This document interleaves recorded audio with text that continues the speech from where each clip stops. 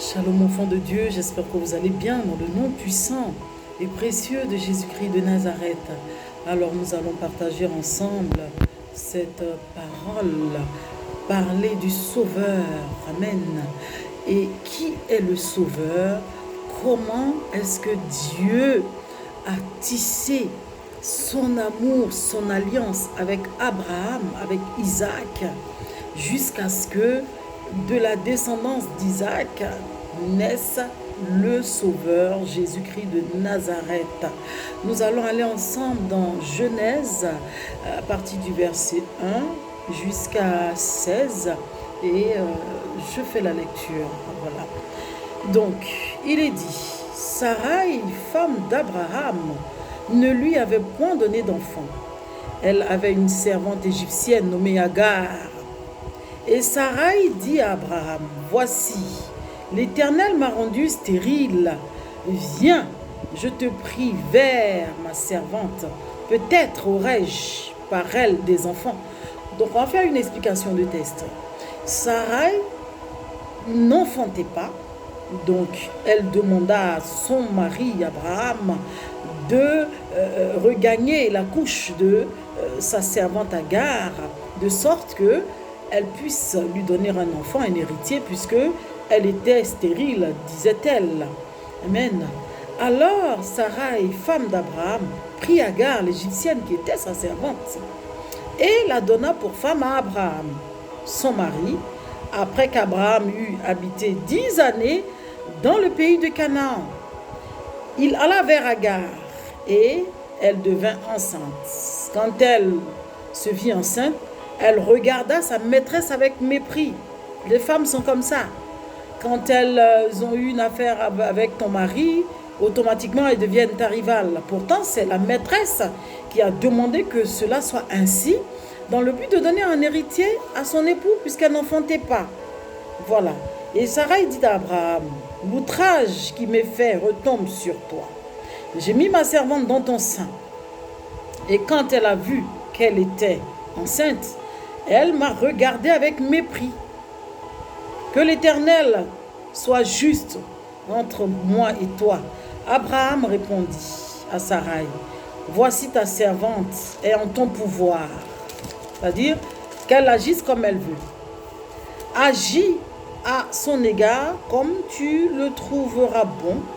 Alors Sarai la maltraita et Agar s'enfuit loin d'elle. Donc c'est comme ça que Sarai a donné un fils à son mari qui était Abraham, de sorte qu'il puisse avoir un héritier. Donc on va voir ensemble la naissance d'Ismaël qui est le fils d'Agar. Amen. L'ange de l'Éternel la trouva près d'une source d'eau, dans le désert, près de la source qui est sur le chemin de Shur. Il dit à Agar, servante de Sarai, d'où viens-tu et où vas-tu? Elle répondit, je fuis loin de Sarai, ma maîtresse. L'ange de l'Éternel lui dit, retourne vers ta maîtresse et humilie-toi sous sa main, puisque c'est quand même ta maîtresse. Si elle n'avait pas autorisé que tu aies un instant avec son époux, tu ne peux pas te permettre de lui manquer de respect. Donc humilie-toi de sorte qu'elle t'accepte. L'ange de l'Éternel lui dit, je multiplierai ta postérité et elle sera si nombreuse qu'on ne pourra la compter. L'ange de l'Éternel lui dit, viens, voici, tu es enceinte et tu enfanteras un fils à qui tu donneras le nom d'Ismaël, car l'Éternel t'a entendu dans ton affliction. Il sera comme un âne sauvage, sa main sera contre tous et la main de tous sera contre lui. Et il habitera face de tous ses frères, en face de tous ses frères. Elle appela Ataël roi, le nom de l'Éternel qui lui avait parlé, car elle dit, ai-je rien vu ici après qu'il m'a vu? C'est pourquoi on l'a appelé ce puits, le puits de l'Achaïrois. Amen. Il est entre Kadès et Bared. Agar enfanta un fils à Abraham et Abraham lui donna le nom d'Ismaël au fils d'Agar qui lui enfanta. Abraham était âgé de 86 ans lorsqu'Agar enfanta Ismaël à Abraham. Amen. Donc voici comment est né le premier fils d'Abraham qui était Ismaël. Mais on va encore pousser notre lecture et on verra que le Sauveur n'est pas venu d'Ismaël, de la descendance d'Ismaël, mais d'Isaac, né de Sarai. Amen. Donc, nous continuons notre lecture. Nous allons voir la naissance d'Isaac.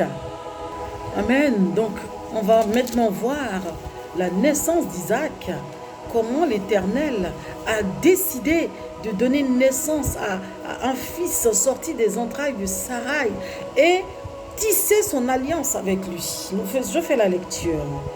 Donc, il est dit dans Genèse 21 à partir du verset 1, donc on continue la lecture, l'Éternel se souvint de ce qu'il avait dit à Sarah, et l'Éternel accomplit pour Sarah ce qu'il avait promis. Sarah devint enceinte et elle enfanta un fils à Abraham dans sa vieillesse, au temps fixé dont Dieu lui avait parlé. Abraham donna le nom d'Isaac au fils qui lui a été né, que Sarah lui avait enfanté. Abraham circoncit son fils Isaac, âgé de 8 jours, comme Dieu le lui avait ordonné. Abraham était âgé de 100 ans à la naissance d'Isaac, son fils. Et Sarah dit, Dieu m'a fait un sujet de rire, quiconque l'apprendra rira de moi. Elle ajouta, qui aurait dit à Abraham, Sarah allaitera des enfants? Cependant, je lui ai enfanté un fils dans sa vieillesse. L'enfant grandit et fut sevré. Nous poursuivons notre lecture. Abraham fut un grand festin le jour où Isaac fut sevré. Donc voyez comment Dieu a honoré sa promesse en décidant de donner un fils à Abraham et à Sarai, de sorte de perpétuer sa génération. Mais on va voir un autre chapitre qui est très intéressant. Nous faisons la lecture.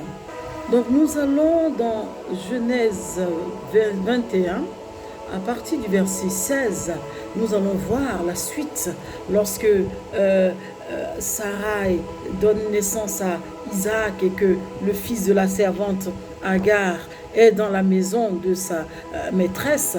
Qu'est-ce que cela donne? Donc au verset 16, il est dit, Genèse 21 au verset 16, renvoi d'Agar et d'Ismaël. L'enfant grandit et fut sevré, et Abraham fut un grand festin le jour où l'on sevra Isaac.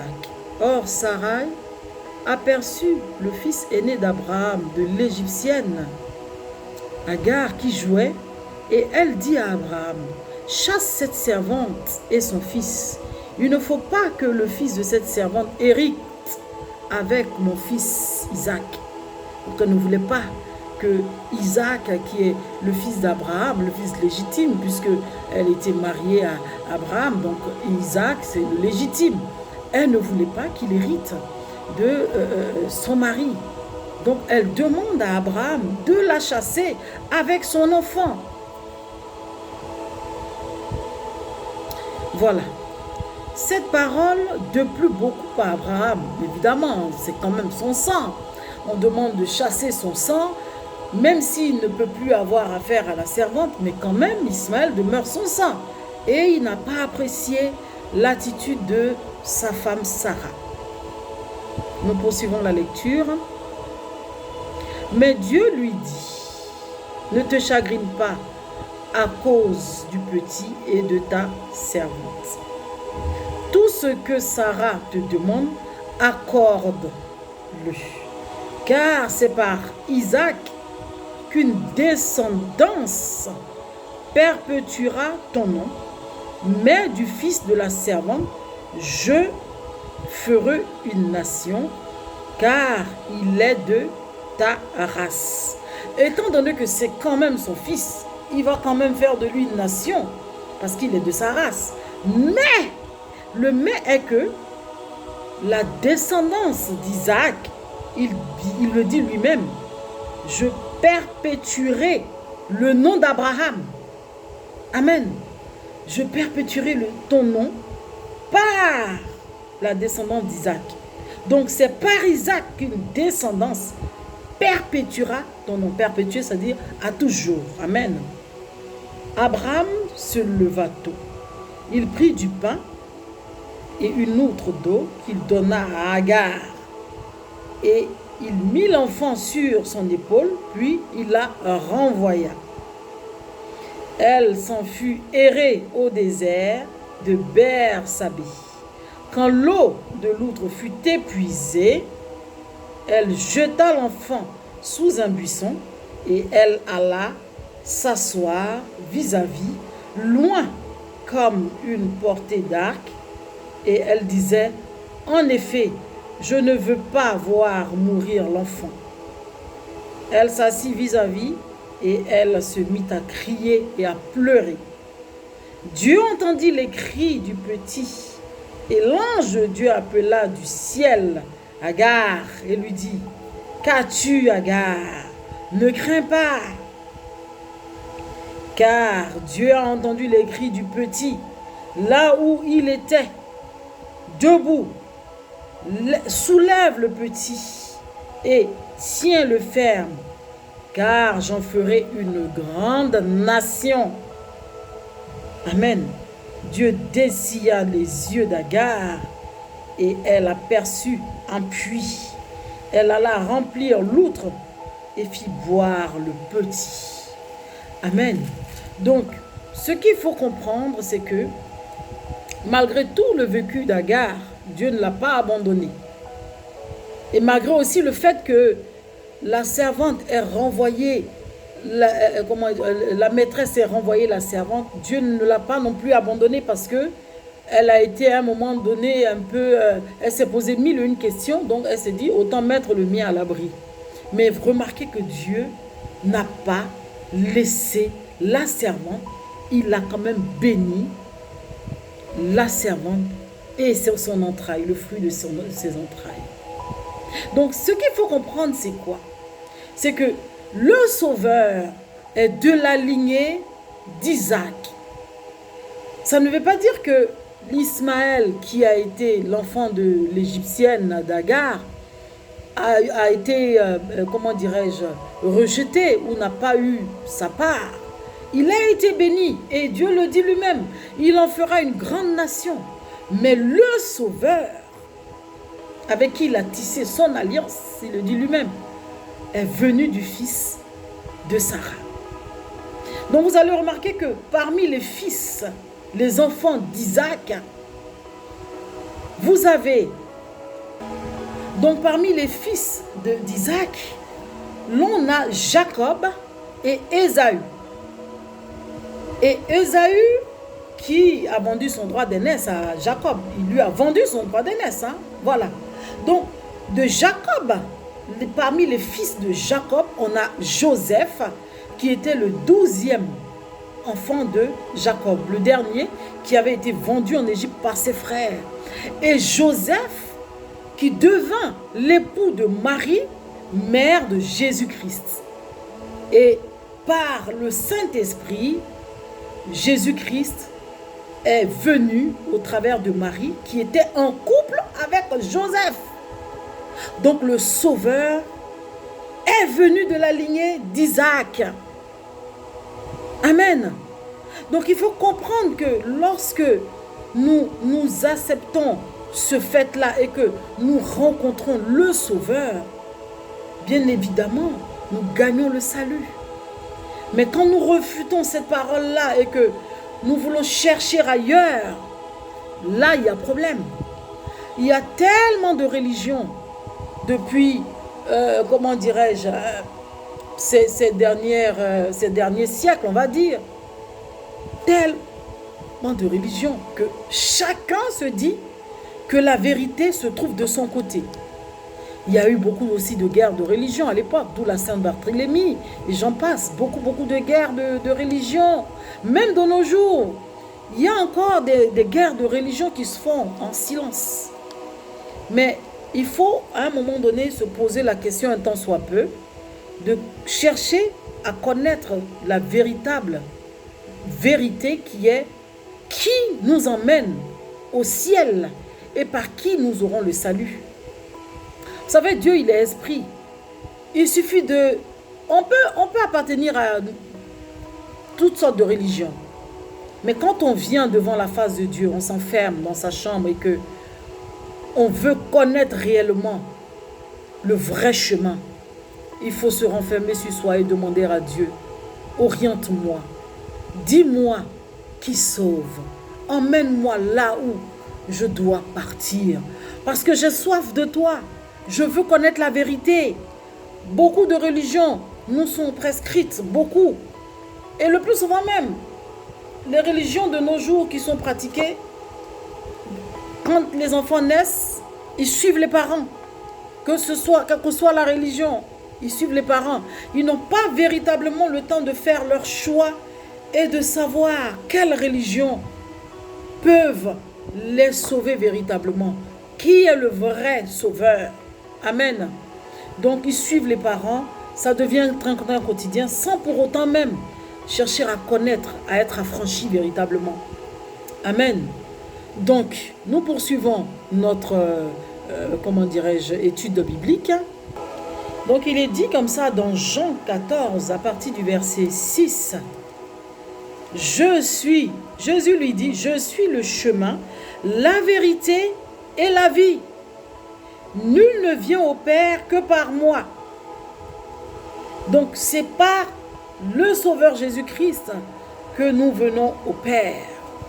Si nous n'avons pas Christ étant ici-bas, si nous ne prions pas au nom de Jésus, si nous ne chassons pas les démons au nom de Jésus, nous ne verrons pas le Père. Amen. Et je vais rendre un témoignage comme ça. À l'époque, j'avais une amie qui était d'une autre confession religieuse. Elle ne connaissait pas le Seigneur. Elle en a entendu parler, mais elle ne pratiquait pas la religion chrétienne en tant que telle. Et hélas, elle trouva la mort. C'était une jeune dame qui est décédée. Et vous savez, quand vous êtes attaché à une personne qui décède, le plus souvent, l'âme, l'esprit de la personne vous parle, vient et vous parle. Et elle me disait comme ça que là où elle est arrivée, elle a vu Jésus. Mais Jésus dit qu'il ne la connaît pas. Elle me disait, Jésus dit qu'il ne me connaît pas. Il ne veut pas me laisser entrer. Il dit qu'il ne me connaît pas. Bien-aimé, quand je me suis réveillée, j'ai eu la chair de poule. J'ai dit, mais c'est tellement réel que il faut expérimenter cela pour comprendre qu'effectivement, Jésus est le chemin qui mène au ciel. Et dans le songe, je lui ai demandé, mais donc comment tu fais? Elle dit que nous sommes quelque part. Il nous a dit d'aller quelque part et il a fermé la porte. Il dit qu'il ne me connaît pas. Donc, il faut comprendre, enfant de Dieu, que on peut même se dire être chrétien. On peut pratiquer la religion. Mais avoir des comportements qui n'ont rien à voir avec le Christ. Et lorsque tu te présenteras devant lui, il va te dire qu'il ne te connaît pas. Tu vas dire, mais Seigneur, je t'ai servi, j'étais à l'église, c'est nous qui faisions ça, le service ordre. Il va dire, oui, mais je ne te connais pas. Je ne te connais pas parce que tu n'as jamais appris à me connaître. Mais ça va te surprendre à tel enseigne que tu vas dire, mais il t'a abandonné ou quoi? Voilà pourquoi, étant ici-bas, il faut s'arranger à ce que l'on soit en harmonie avec Christ, épouser les valeurs de Christ et faire sa volonté. Afin que le jour où tu partiras, il t'accueille à bras ouverts et qu'il te dise, bienvenue à la maison, bon retour chez toi. Parce que notre être, nous sommes esprit. Nous sommes de passage ici-bas, qu'on le veuille ou pas. Regardez tous les gens qui partent et les proches même que nous perdons. Où sont-ils aujourd'hui? Seul Dieu sait où sont partis tous nos disparus. Mais si tu as encore la chance de vivre, de respirer, prends de bonnes résolutions. Cherche le véritable sauveur afin de pouvoir être accueilli quand tu seras loin de cette terre. Amen. Que Dieu vous bénisse On se dit à très vite. Shalom.